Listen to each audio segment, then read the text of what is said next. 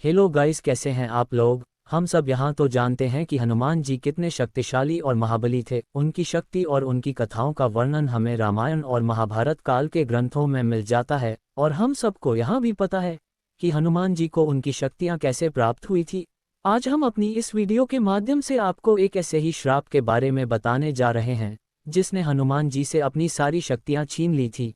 तो चलिए वीडियो शुरू करते हैं और आपको बताते कि हनुमान जी को कौन सा श्राप मिला था और किसने दिया था। परंतु वीडियो शुरू करने से पहले अगर आप इस चैनल पर नए हो तो चैनल को सब्सक्राइब कर ले और बेल आइकन के बटन को दबा दें और हमारे साथ बोले जय श्री राम। हनुमान जी के माता पिता का नाम केसरी व माता अंजना था। हनुमान जी के माता पिता ने हनुमान जी को बहुत ही यातना के बाद प्राप्त किया था।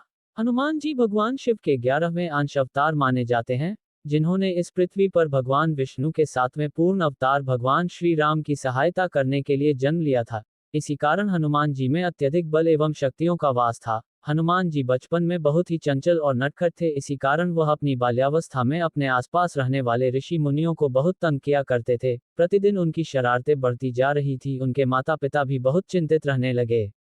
वे साधना और योग में लगे ऋषियों को अपनी शक्तियों से उछाल देते थे या यज्ञ में रखी लकड़ियों को फेंक देते थे और जंगल में लगे वृक्षों को क्षतिग्रस्त करते थे। उसी वन में बहुत से फैकुवांगिना ऋषि निवास करते थे, जो कि हनुमान जी के उड़ाना प्रवृत्ति से बहुत ही परेशान थे। किंतु श्री राम जी की सहायता करने के लिए उनमें यह बल होना बहुत अति आवश्यक था। इसीलिए एक दिन सभी ऋषियों ने हनुमान जी के माता पिता से विचार विमर्श किया, परंतु इसके बाद भी हनुमान जी ने तपस्या में लीन एक ऋषि को परेशान कर दिया, जिससे क्रोधित होकर उन्होंने हनुमान जी को श्राप दे दिया कि वे एक समय काल के लिए अपनी सारी शक्तियां एवं बल भूल जाएंगे।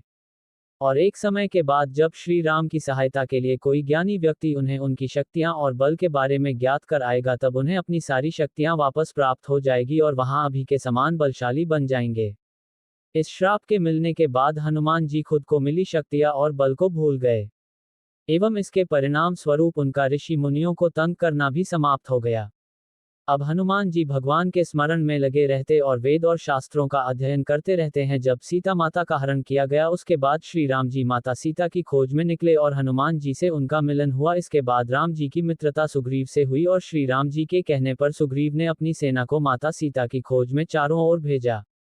हनुमान जी को भी जामवंत जी और अंगद जी के साथ दक्षिण दिशा में भेजा गया, जहां एक सीमा के बाद समुद्र आता था। और जब उन्हें जटायु के भाई संपाति से यह पता चला कि रावण नामक एक राक्षस माता सीता को समुद्र के पार लंका नामक नगरी में लेकर गया है, तो वानर सेना का तो वहां जाना संभव नहीं था। अंगद जी में इतना बल नहीं था और जामवंत जी भी बूढ़े हो गए थे और 100 योजन समुद्र को पार करके लंका जाना जामवंत जी के लिए भी संभव नहीं था। जामवंत जी को हनुमान जी की सारी शक्तियों और उनको मिले श्राप के बारे में पूरी जानकारी थी और यह सही समय था उनको उनकी शक्तियों का स्मरण कराने के लिए। इसीलिए जामवंत जी ने उन्हें उस समय की सारी बात बताई और उनकी शक्तियों का बखान किया और उन्हें उनके श्राप के बारे में बताया। इसके बाद उन्हें उस समय की सारी बातें याद आ गई और उनकी सारी शक्तियां और उनका बल पूर्ण वापस आ गया और वह ऋषि मुनियों के श्राप से मुक्त हो गए एवं जामवंत जी ने उनको लंका जाने के लिए प्रेरित किया, जिसके चलते हनुमान जी लंका गए और माता सीता की खोज की और लंका को जलाकर राख कर दिया और माता सीता कहाँ है इसकी जानकारी श्री राम जी तक पहुंचाई।